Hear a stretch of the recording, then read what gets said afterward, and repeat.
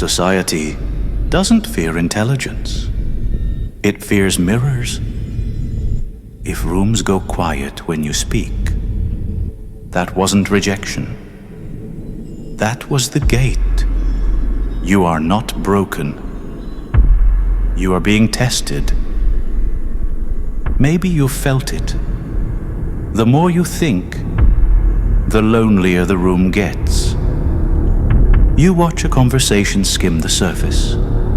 You drop one honest line, the water freezes. Eyes slide away. What happened wasn't rudeness, it was ritual. In every tribe there's a gate. Cross it and you stop playing for comfort. You start playing for truth. Here's the part most people never hear. The gate has a guardian, a shadow, a reflex, a dweller. It doesn't hate you. It protects comfort. When your clarity walks in, the dweller wakes. It shows up as jokes, as quick topic changes, as sudden certainty. It shows up as your own doubt. Don't take it personally. Just take the lantern. Picture this. You stand in a corridor lit by a cold, steady flame in your hand. Ahead, a door blazes like a small sun. Warm, loud, friendly. When you walk alone, the door unlatches. The room behind it is wide and quiet. Thoughts line up. Language behaves. You feel like yourself. Now add a crowd. Faces at your back. You step forward and the bright door grows teeth. Someone laughs. Someone yawns. Someone performs certainty. Your lantern looks small. Your own shadow doubles in size. That's the dweller. It thrives in groups. It loves performance. It loves heat. It hates quiet. You don't fail the test by turning back. You fail it by dropping the light. Let's talk about the spell you keep walking through. No mysticism. Just how people protect themselves from seeing too much. First loop. The mirror. Strength doesn't insult you. Wealth doesn't insult you. They sit outside the self. But thinking cuts close. Ideas bind to identity. A clear mind in the room reflects limits back at everyone else. That reflection stings. So defenses dress up as judgments. Too intense. Arrogant. Not practical. Certainty becomes a shield. The group breathes easier. You feel the temperature drop. Second loop. Cognitive ease. Your brain loves smooth roads, short sentences, familiar patterns. Comfort is a subsidy. It lowers the cost of being awake. Truth charges full price. It demands attention. Edge cases. Revision. So the room rewards what slides down easy. A story that flatters. A slogan that fits. Depth is taxed. Complexity pays a toll. If you speak with nuance, people don't hear music. They hear work. Third loop. Group dynamics. Alone with one person, your ideas make sense. Add 4 more, and you enter the theater of status. Everyone is now an actor. Everyone is now compared. Outshining someone in private can feel like help. Outshining them in public can feel like injury. So the room nudges you down. Not because you're wrong, but because you're bright. Brightness pulls rank without meaning to. Rank invites punishment. That's the quiet math. Fourth loop. Spectacle. Modern feeds are not neutral mirrors. They are machines that reward heat, certainty, outrage. They do this because heat is cheap and depth is slow. The algorithm is not your enemy. It's the crowd's appetite in code. It tilts the table until you stop chewing and start swallowing. A thread that bites will be crowned. A thought that breathes will be buried. You feel it in your body. Shorter breath, quicker scroll. Comfort masquerading as light. I call it the screen sun. These 4 loops weave a veil. You don't remove it once. You part it every day. Some days it opens like silk. Some days it fights back. Now let's speak Schopenhauer. He called the force beneath behavior the will. You can feel it. The tug toward safety, the itch for ease, the ache for recognition. Most people negotiate with that force. They trade sight for comfort and call it happiness. They learn the right jokes. They soften the edges. They keep friends. There's no shame in that. There's just a cost. Then there's another pull. It doesn't care if a thought fits the room. It doesn't care if it pays you in smiles. It is the will to truth. If you carry that, you will often feel out of place. Not because you are broken, because your economy is different. You spend attention where others spend approval. You invest in seeing more, not in making today easier. This has a price. It pries you from the crowd. It gives you solitude. Most people hear solitude and think, punishment. For you, it's a workshop, a consecrated space, a place where language learns to sit still.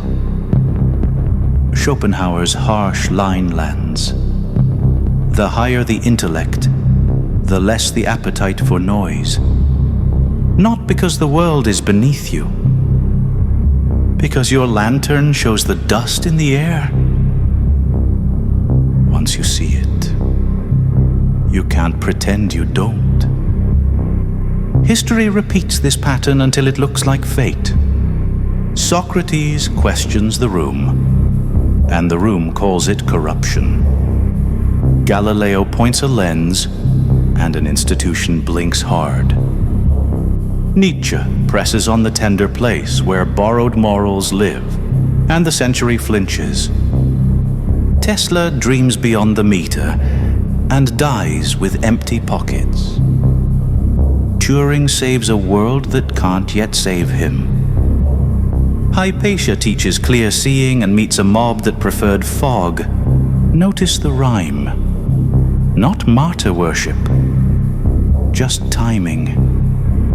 Intelligence that bites now is a treasure later, when it's been tamed, quoted, packaged, and made safe. We do not crown intelligence when it threatens the table. We coronate it when it can no longer flip the table over. And now, the digital dweller. The gate moved into your pocket. The crowd moved into your palm. Compression beats nuance because eyes are hungry and time is tight. Outrage beats patience because nervous systems crave spikes, not stairs. Echoes feel like proof. Silence feels like loss. So deep thinkers end up talking to walls or fighting with ghosts. if you've grown lonelier as you've grown clearer. Understand this. That's design, not destiny. Design can be hacked. Ritual can be rewritten. Here's your counter-ritual toolkit. No incense, no hexes, just discipline turned into shape. The lantern practice, 7 minutes. Box breathe 4 counts in each corner. Name one illusion you chased today. Write it down. Name one truth you could not unsee. Write it down. Write one action that honors that truth before bed. Simple, concrete, doable. That is the flame. Keep it small. Keep it steady. 1-to-1 first. Hard ideas need low threat. Don't waste them in rooms that turn ideas into theater. Work them in private. Pressure test with one mind you respect. Publish after coherence, not during the performance. This is not hiding. This is craft. Maya translation. Most advanced yet acceptable. You don't get points for obscurity. You get progress for clarity. Say it with one metaphor, one example, one application. Not because people are dumb, because attention has a budget. Spend it well. Banish, bind, ward. Banish the places where heat beats sense. Mute them. Block them. Don't argue with a fire alarm. Bind yourself to a preframe. Start with one shared value in 10 words. Then your claim in 12. This calms the dweller. It opens the gate without setting the room on fire. Ward your time. Enter on purpose. Exit on purpose. Close the tab like you would close a ritual. If that sounds dramatic, good. Treat your attention like it matters. The knot of attention. Tie a simple knot in a string or a bracelet. Assign it one rule. Create before you scroll. 200 words. 2 sketched ideas. 2 calls made. Untie the knot when you're done. Tangible oath. Tangible release. This is how you put will back in your hands. You're going to ask, what about friends? What about belonging? You don't need a stadium. You need a circle. Find the rooms where the gate is real, but the dweller is polite. People who breathe before they answer. People who can say, I don't know without flinching. Guard that circle. Offer your light without theatrics. Demand the same. Calibrate the venue to the threat level. Some truths are seeds. They need a garden, not a marketplace. Learn the difference. This is not a call to bitterness. You don't have to sneer at the easy thing to honor the true thing. You can be kind and still be exact.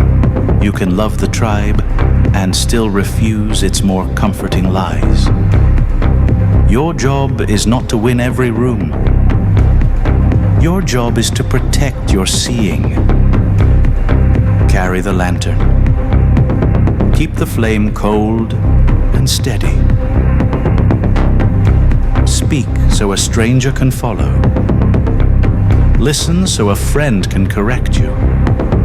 Let the dweller do its work. Let it bark and try to scare you back.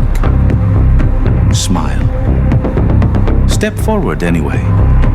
Society does not fear intelligence itself.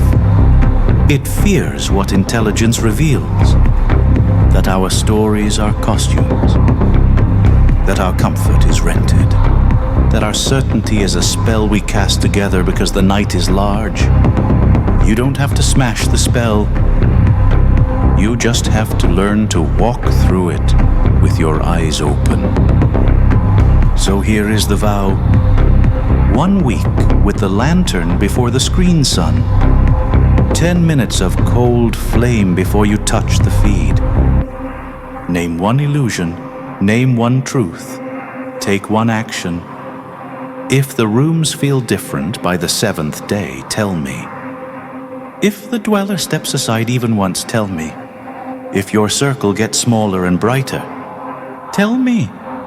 Not because I need proof, because you'll need a witness. Carry the lantern. Meet the dweller. Choose truth over comfort. And when the room gets quiet, don't mistake that for exile. It's the sound a gate makes when it's about to open. If you've made it this far, leave your mark in the comments. Write the words, lantern lit. It is a mark that you see through smoke. A mark that you choose truth over comfort. A mark that you finish. Then act. It signals the ones who see to gather. It tells the algorithm to open the gate. It tells me to keep sharpening the blade. Until next time.